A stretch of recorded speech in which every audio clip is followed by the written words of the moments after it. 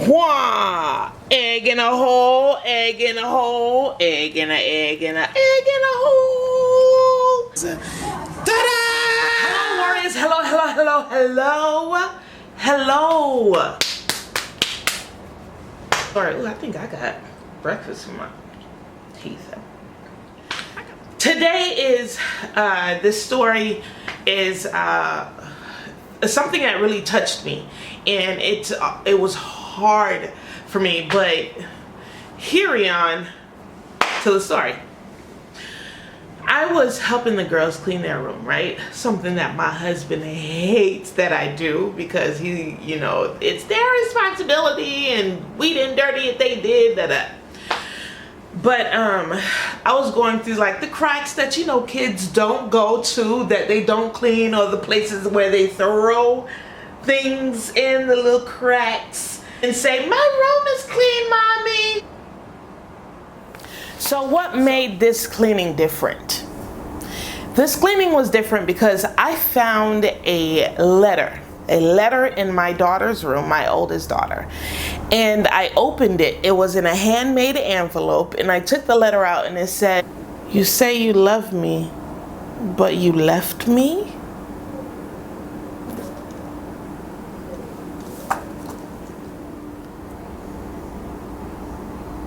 Excuse me?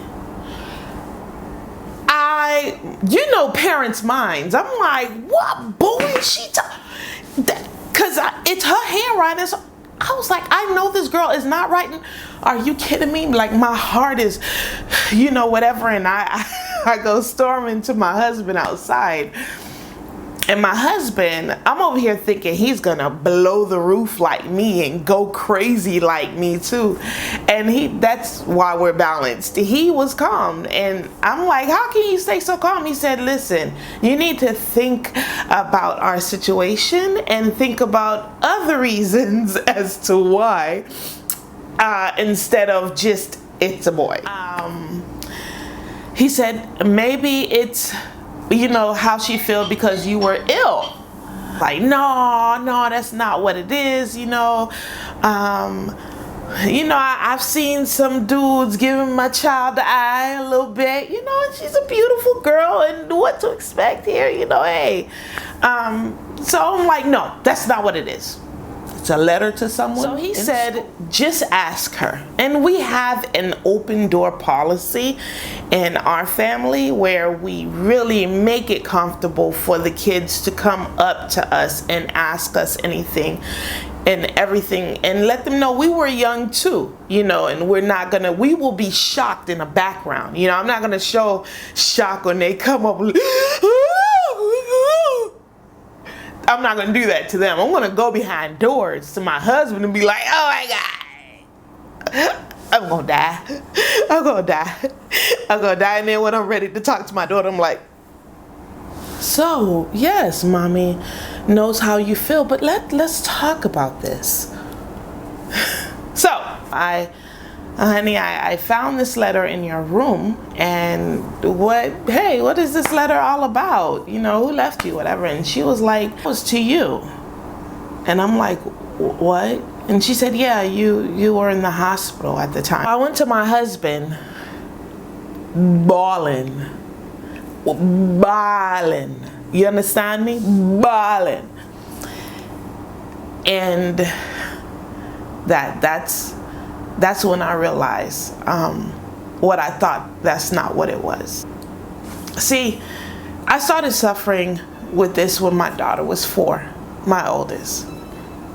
Right off the bat, she started filling into her new norm better than I did. She was taking the baby out and taking her out the crib, giving her her bottle, putting her shoes on, dressing her own self for VPK, because I couldn't. And then she'll come in front of the door holding her sister's hand saying, mommy, we're ready to go. So she had to grow fast. So now, all this time I thought she was strong. Her grades, she's an A+ student. Her father is able to keep a smile on their face. keep life going while I'm admitted in the hospital. So I'm thinking, it never crossed my mind that it would come to her mind at least once that mommy didn't love her. Well, it did. The devil really got to this family at that time. So all this time I thought she was strong and she was dealing with it. She's fine. So when she told me it was because I was in the hospital, that's one struggle I want you guys to know. The family dynamics change when you're sick. And for her to feel that I lied by telling her I love her, and she feels that I just left her.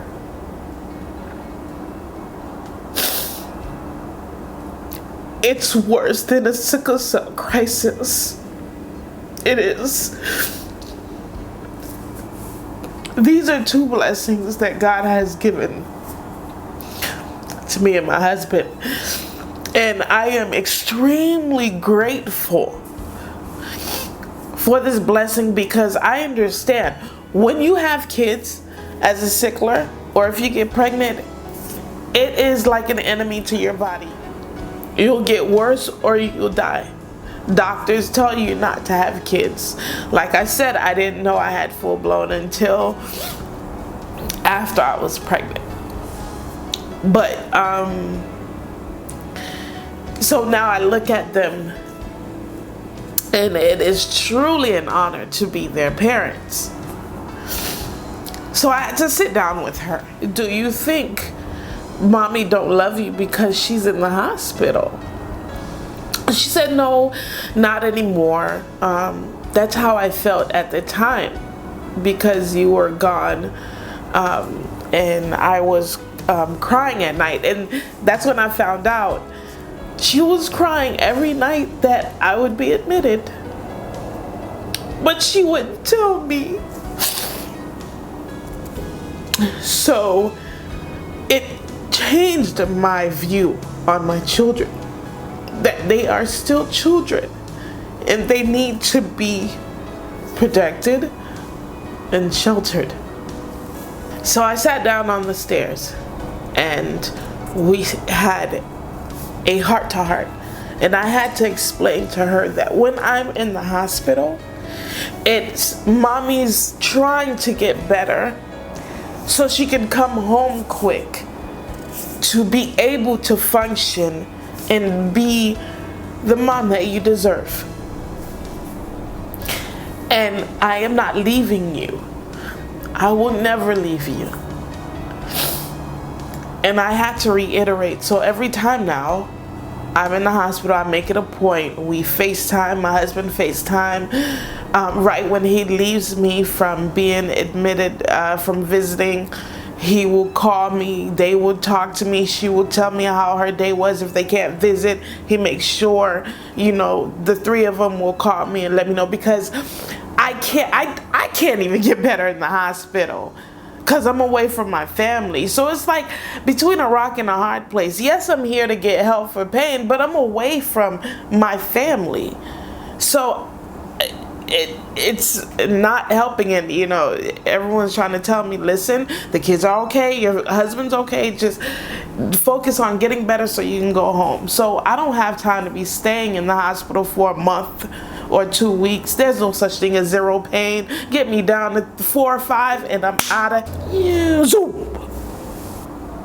For those of you out there who are ill and who have a family and friends and people who love you or depend on you or in your circle, don't assume that they're dealing with it okay. Check in here and there. Ask them, hey, how do you feel?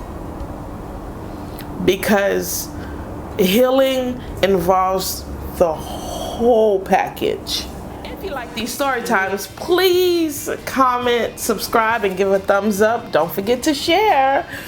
Also, And let me know down below how you deal with your situations and your obstacles and your family, and reassure the ones that you love and that loves you. How do you reassure them with your love?